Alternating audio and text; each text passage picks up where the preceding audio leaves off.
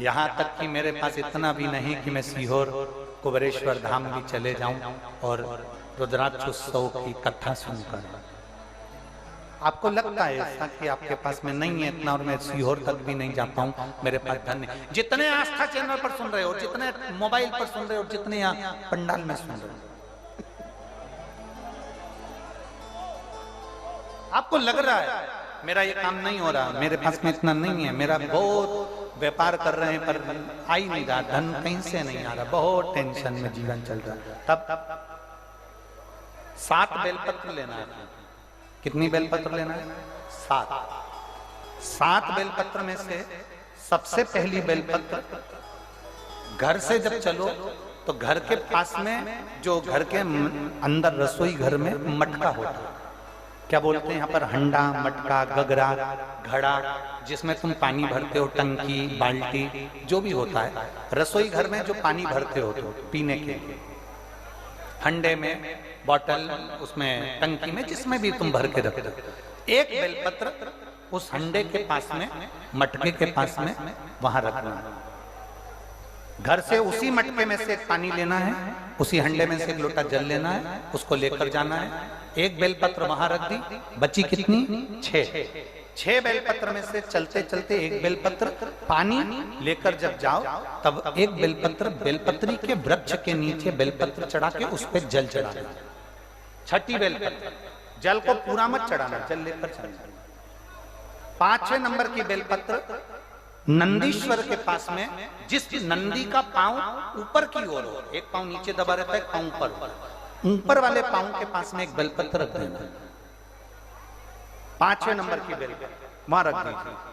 4थे number की बेलपत्र अशोक सुंदरी वाली जगह, हमने कई बार आपको अशोक सुंदरी का स्थान बताया। ये जलाधारी, यहाँ जो बीच में से जल बहता है, बीच में एक मोटी लाइन होती है, अशोक सुंदरी। 4थे नंबर की बेलपत्र यहाँ रख दीजिए, थोड़ा सा जल समर्पित कर दीजिए। 3रे नंबर की बेलपत्र, यहां बैठकर जल चढ़ा रहे हो तो यहां रखो, यहां बैठकर जल चढ़ा रहे हो तो यहां रखो, यहां बैठकर चढ़ा रहे हो तो यहां रखो, मतलब पार्वती जी का जो हस्तकमल है उस पर रखना है और उस पर जल चढ़ाना है। 3रे नंबर में। 2रे नंबर की बेलपत्र शंकर भगवान का जो शिवलिंग है उसके ऊपर बेलपत्र को रखना है। बेलपत्र की जो डंडी है, आप बैठे हो वहां पत्ती का मुंह होना चाहिए, डंडी का मुंह तुम्हारे ठीक विपरीत।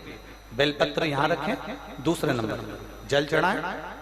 एक बेलपत्र जो 7वें नंबर की है, उस बेलपत्र को जो जलाधारी है जल चढ़ाने वाली, उस जलाधारी का स्पर्श कराएं और उस बेलपत्र को वापस लेकर उसमें से थोड़ा सा जल उस जलाधारी में डाल दें। उस बेलपत्र को जो 7वें नंबर की बेलपत्र है उसका स्पर्श केवल जलाधारी को कर बाबा से विनती कर उस बेलपत्र को किसी भी दिन आप अपने घर में लाकर रख लो और कुबेरेश्वर धाम आप आना चाहते हो, बाबा से विनती कर आना, बाबा ऐसा धन देना कि मैं वहां जाकर लोगों को पानी पिला सकूं, बिस्कुट खिला सकूं, ऐसी कृपा करना।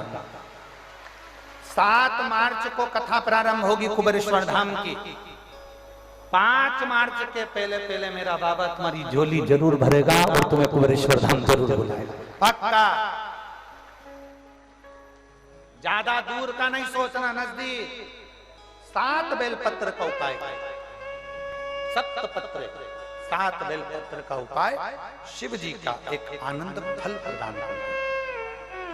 पहली परिंडे के पास, 2री बेलपत्र के वृक्ष के नीचे, 3री नंदी के यहाँ, 4थी अशोक सुंदरी के यहाँ, 5वीं पार्वती जी के यहाँ, 6ठी भगवान शंकर के ऊपर, 7वीं जलाधारी का स्पर्श कराकर वापस। जल कितनी जगह चढ़ेगा?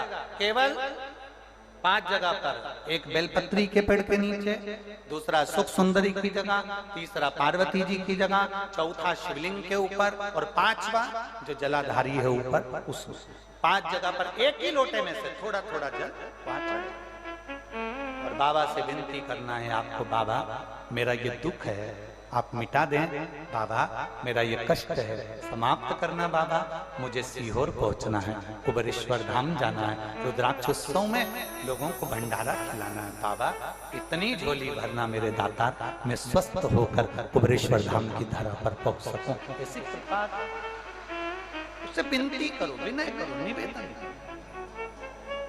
उससे प्रार्थना करो।